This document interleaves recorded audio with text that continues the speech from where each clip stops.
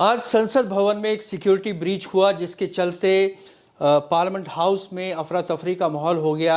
जितने एमपीज थे उनको अचानक उनको लोकसभा से बाहर वो लोग गए क्योंकि सिक्योरिटी ब्रीच जो था वो दो युवक अंदर घुसे थे पार्लियामेंट बिल्डिंग में, जो कि विजिटर्स बन के गए थे और उनको पास बाकायदा पास थे, विजिटर्स पास, जो कि किसी मेंबर ऑफ पार्लियामेंट ने साइन किए थे। लोकसभा की विजिटर्स गैलरी जो कि ऊपर होती है, लोकसभा का जो वेल होता है वो नीचे होता है, वहाँ से वो लोग कूदे और कूदने के बाद फिर उन्होंने वो जो टेबल्स थी वहाँ पर उसके ऊपर वो चढ़े और उसके बाद किसी तरह के गैस का एक सिलेंडर था जो उन्होंने खोला, जिसको कह रहे हैं कि फ्लोरेसेंट किसी तरह की रंगीन गैस थी। और उसके चलते अचानक जब मेंबर एमपीज़ वहाँ पर उन्होंने देखा कि इस तरह का एक हमला सा हुआ है तो अफरा तफरी का माहौल हो गया। इसके बाद में उनको हिरासत में ले लिया गया। इससे ठीक जुड़ा मामला एक और है, वो है पार्लियामेंट बिल्डिंग के बाहर, जहाँ पर दो और लोग थे, एक महिला और एक युवक। उनके पास भी ठीक उसी तरह के गैस के कैनिस्टर्स थे जो कि फ्लोरेसेंट कलर के थे। लग रहा था किसी तरह का वो प्रोटेस्ट कर रहे थे, नारेबाजी कुछ लगा रहे थे। पुलिस ने उनको भी हिरासत में ले लिया। लेकिन हम जानते हैं कि जिस तरह का ये ब्रीच हुआ है, आज दिन बहुत महत्वपूर्ण है। हाशमी साहब, मेरे साथ हमारे एडिटर हैं हिंदी वर्टिकल के एम.ए. हाशमी साहब और उर्दू वर्टिकल के मंसूरुद्दीन फरीदी साहब। आइए इनसे बात करते हैं। हाशमी साहब, ये जो आज जो पार्लियामेंट अटैक की एनिवर्सरी है, ठीक उस दिन हुआ है।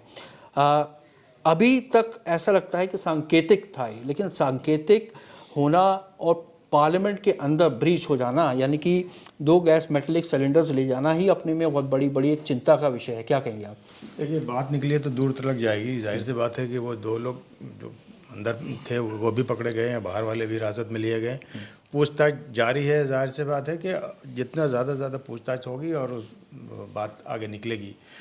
बहुत सी चीज़ें हमें पता होंगी, बहुत सी चीज़ें हमें नहीं मालूम होगी।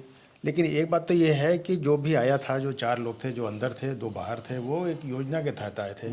और वो उनका मकसद क्या था?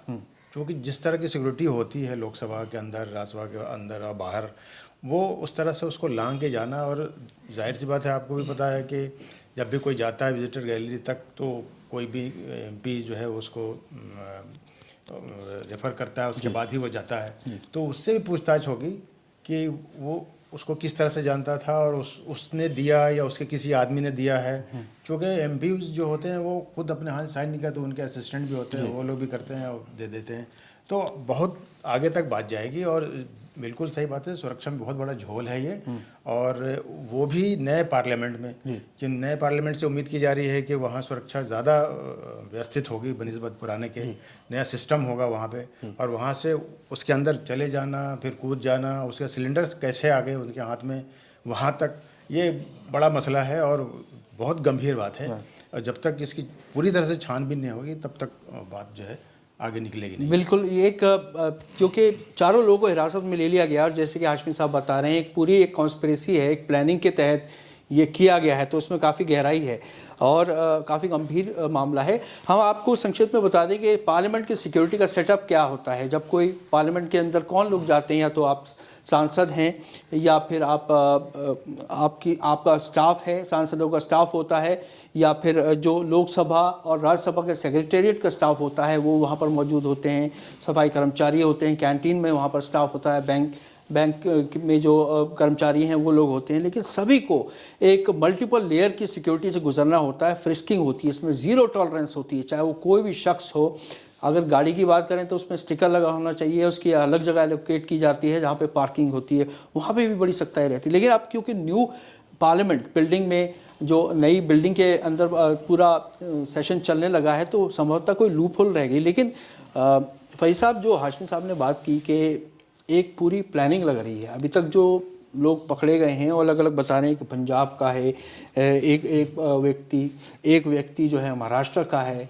जब इसकी जांच होगी तब पूरी जो इसकी सच्चाई है वो सामने आएगी। क्या कहेंगे आप? बेशक देखिए, सबसे बड़ी चीज़ ये है कि उनकी इंटेंशन क्या थी। मेरे ख्याल में इतनी सारी रुकावटें पार करने के बाद अगर वो अंदर पहुंच गए थे तो वो कुछ भी कर सकते थे। लेकिन मेरे ख्याल में इंटेंशन जो थी वो तवज्जो अपनी जो था अटेंशन डाइवर्ट करने की थी, वो मेरे ख्याल में वो लग रही है।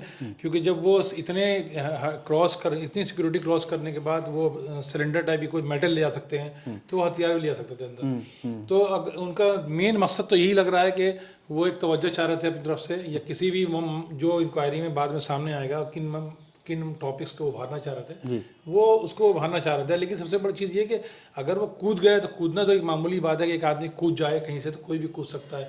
लेकिन अगर वो मेटल ने कोई चीज़ लिए हुए है तो ये हैरत की बात है कि वो चीज़ पहुंची कहाँ वहाँ पर अंदर। बिल्कुल, तो वो एक मेन है। मेरा कूदना गैलरी से मतलब नॉर्मल ये कूद सकता है, वो खाली वो आएगा हाथ में कुछ भी नहीं होगा तो कूद जाएगा। लेकिन उसके पास अगर मेटल का सिलेंडर है और गैस है तो ये मुद्दा संगीन है। लेकिन मेरे ख्याल में उनकी इंटेंशन नुकसान पहुँचाने की नहीं थी। अगर नुकसान पहुँचाने की होती तो पहुँचा देते हैं, लेकिन वो ऐसी चीज़ें लेके नहीं आए थे।